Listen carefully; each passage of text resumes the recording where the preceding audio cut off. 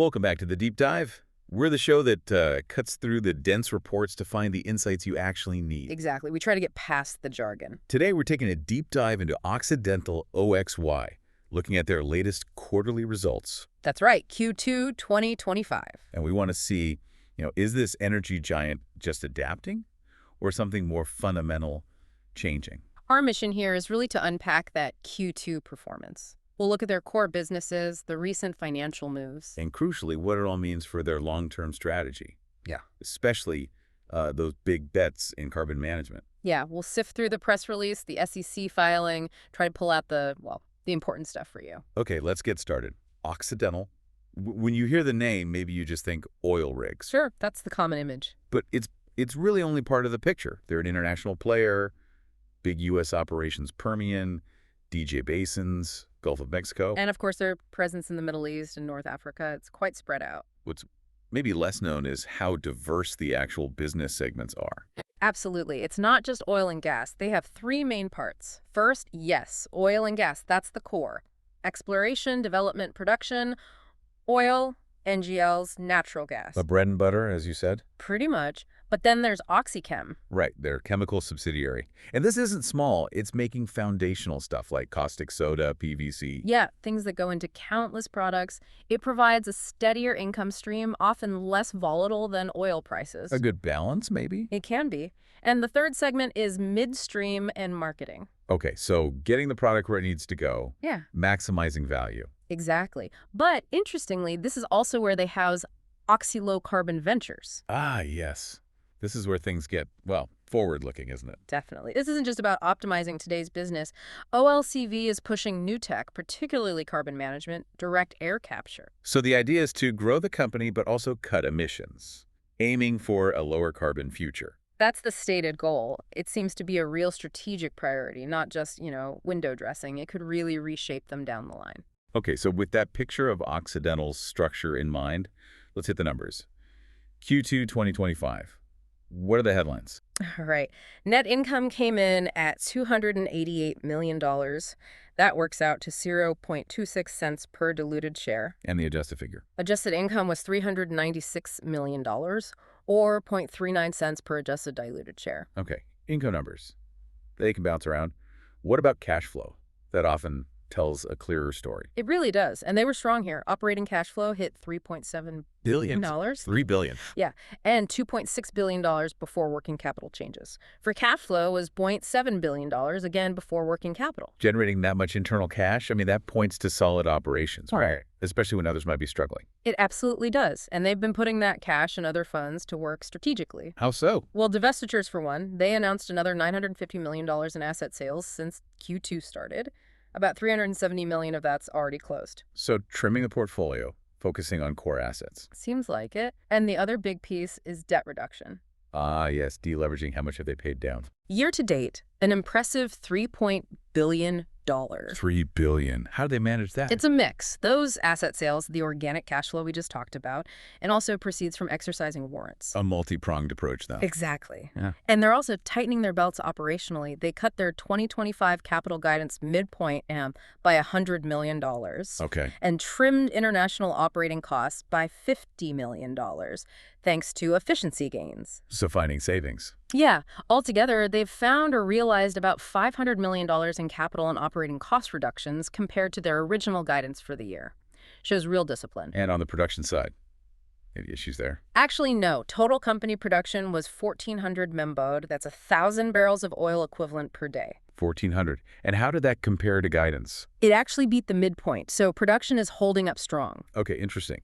So solid cash flow, aggressive debt paydown, cost cutting, and strong production. Let's dig a bit deeper into the segments. Oil and gas first. Sure. Pre-tax income for oil and gas in Q2 was $934 million. But income was down compared to Q1, wasn't it? What drove that? Yeah, the main story there was commodity prices. Just couldn't escape it. Right, the eternal challenge. Give us some examples. Okay, worldwide realized crude prices fell 10% to about $63.76 a barrel. Ouch. NGL prices dropped 20% to around $20.71 a barrel. And domestic natural gas, that really cratered, down 45% to $1.33 per McDuff. Wow, 45%. How do you even plan for that kind of volatility? It's just huge swings. It's incredibly tough. But despite those price headwinds, the segment did see some benefits. Higher crude oil volumes helped, as did lower lease operating expenses. So they offset some of that price pain. And the Permian is still the engine room, I assume. Oh, absolutely. The Permian contributed 770 Melbo of that 1,400 Melbo total. Still massively important. Okay, so that's oil and gas navigating rough price waters. What about OxyChem? More stable ground there. Generally, yes. Pre-tax income for OxyChem was $213 million.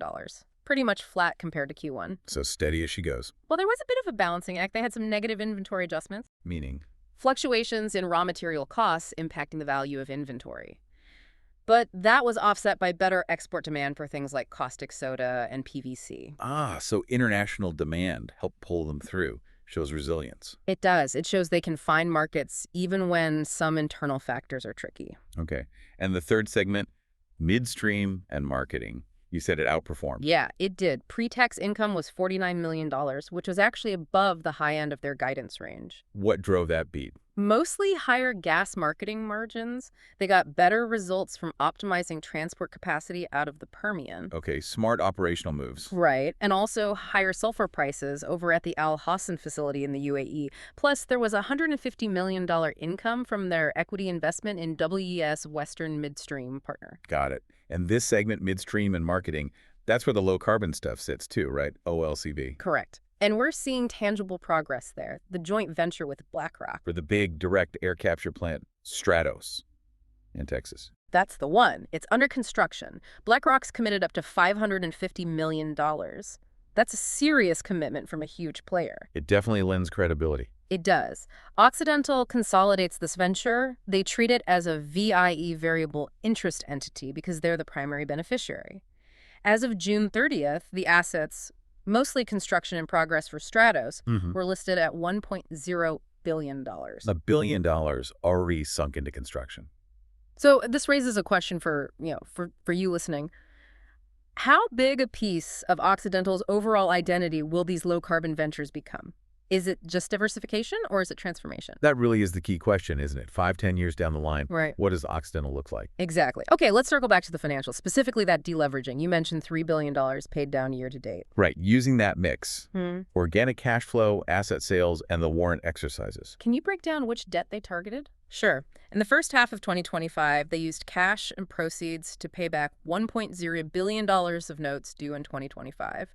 $870 million of notes due in 2026, and $400 million of a term loan also due in 2026. Very specific targets. Yeah. Seems like a deliberate cleanup of the near-term maturities. It does. And get this, even after the quarter ended on June 30th, but before they filed the report, they paid down another $700 million of that term loan. Another $700 million. Wow. So that brought principal debt down to $21.4 billion. That pace, paying down debt even after the quarter close, signals real urgency. It absolutely signals it's a top priority. Reduce leverage, improve the credit profile, gain flexibility. Simple as that. And is most of their remaining debt fixed or floating rate? Good question. As of June 30th, about 90% was fixed rate. Okay, so that provides some protection against rising interest rates, makes costs more predictable. Exactly. Now, you mentioned warrant exercises contributing cash for debt paydown. How did that work? Right. Back in March 2025, they did something quite clever. They had these publicly traded warrants. Options for investors to buy shares at a set price. Correct. The exercise price was $22. OXY temporarily reduced it to $21.30 per share, just for a short window. Creating an incentive to exercise them now. Precisely. And it worked. It led to 41.9 million shares being issued in April, raising about $890 million. And that cash went straight to paying down debt. Yep. Straight to debt repayment. It shows they're using all the tools in the toolbox for deleveraging. And complementing that is the asset rationalization, the selling off of non-core bits. That's right. In the first half of the year, they got about $730 million selling off some non-core U.S. onshore working interests. Okay. And another $900 million selling non-operated royalty and mineral interests up in the DJ Basin. So significant sums. It's like tidying up the portfolio to focus resources. Exactly. And they also have a deal pending to sell some Permian gas gathering assets for $580 million. It's a clear strategy. Prune, focus, and use the cash to strengthen the balance sheet. Okay, so that's the internal strategy. What about the external environment? Regulatory changes, taxes, anything major happening there? Yes. Definitely. There's some important tax legislation to unpack. Uh-huh. First, something called the One Big Beautiful Bill Act, or OBBB. It was enacted July 4th, 2025. OBBB. Okay. Sounds comprehensive. Is it good or bad for OXY? It looks like a net positive. It should allow for accelerated depreciation on new assets, which lowers taxable income sooner. Good. Favorable changes to limits on deducting interest expenses, immediate deduction for R&D costs, and significantly increased tax credit values for qualified CO2 projects. Ah, so that helps the low-carbon ventures directly. It certainly seems to. The main financial impact is expected in Q3, and they think it will significantly cut their 2025 cash tax bill. So a definite tailwind from that new law. What else? Then there's the Inflation Reduction Act, the IRA, from back in 2022. Right, the one with all the climate and clean energy incentives. That's it. But the issue there is uncertainty. A lot of the guidance on how exactly those incentives apply isn't finalized. So the rules of the game aren't totally clear yet. Exactly. And adding to that, the Trump administration issued an executive order back in January 2025, pausing the disbursement of funds under the IRA. Okay, so political uncertainty hanging over it. This raises a point for you listening. Yeah. How much does the shifting political landscape affect the viability of these big long-term low-carbon projects? Yeah. It's a key risk factor. It absolutely is. The ultimate impact of the IRA is still quite uncertain because of these factors. Any other major regulatory things? Global minimum tax. They mentioned the OECD Pillar 2 initiative, the global minimum tax proposal, but Occidental doesn't expect it to have a significant impact on their results or cash flows. Okay, so one less thing to worry about there perhaps. Now, something that is a long-term factor is environmental liabilities. That's always a big number for energy companies. It is, and it's substantial for Occidental. As of June 30th, their total environmental remediation liabilities were $1.894 billion. Almost $1.9 billion. Wow. How much of that is near term? About $150 million is classified as current, meaning expected within the next year or so. But the rest is longer term. Yeah. And the scale. How many sites are we talking about? They're involved at 155 different sites, and 32 of those are National Priorities List sites, NPL sites. The really complex Superfund sites. Right. And those NPL sites account for the bulk of the liability, about $1.38 billion of the total. This isn't just a financial entry. It's a decades-long cleanup commitment, isn't it? It absolutely is. They estimate about 30% of these costs will be incurred over the next 3-4 years, but the rest, that stretches out 10 years or more. 10 plus years. It really highlights the long shadow these environmental issues cast. Affects cash flow, reputation. Definitely. A good example is the Diamond Alkali Superfund site, DAS, in New Jersey. It's incredibly complex. How so? It's divided into 4 parts, operable units, or OUF. The EPA estimates cleanup costs are huge, like $1.4 billion for OU2, the lower Passaic River, another $440 million for OU4. An Occidental share of that is still being determined. Exactly. Their ultimate liability depends on many factors, negotiations, legal challenges. It's a long, complex process. And is there potential for these liabilities to grow even larger? Yes, they note the possibility of contingent losses, meaning potential future costs of up to another $1.9 billion beyond what's currently recorded. Another $1.9 billion potentially. That's huge. It underlines how critical managing these legacy issues is. It really is a major long-term financial consideration. Okay, so pulling all these threads together, the financials, the debt reduction, the operational focus, the low-carbon push, the regulatory backdrop, these environmental liabilities. What's the big picture? What's the overall outlook? Well, the CEO's comments in the release really summed it up. The focus is on, well, several key things. Strong well performance, continued operational efficiencies. Got it. Keep the core engine running smoothly. Right.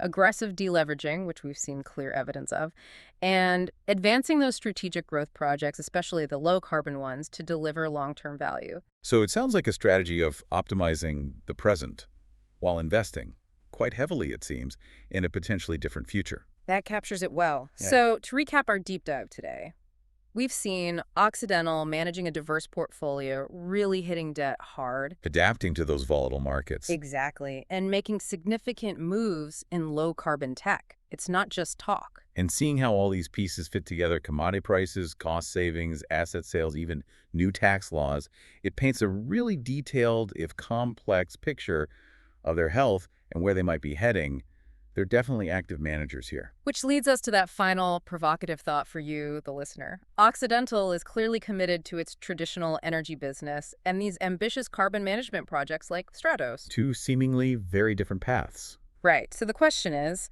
how will these paths converge, or maybe even diverge, as they shape Occidental's long-term value? And what does that mean for their role in the bigger global energy transition? Something to think about.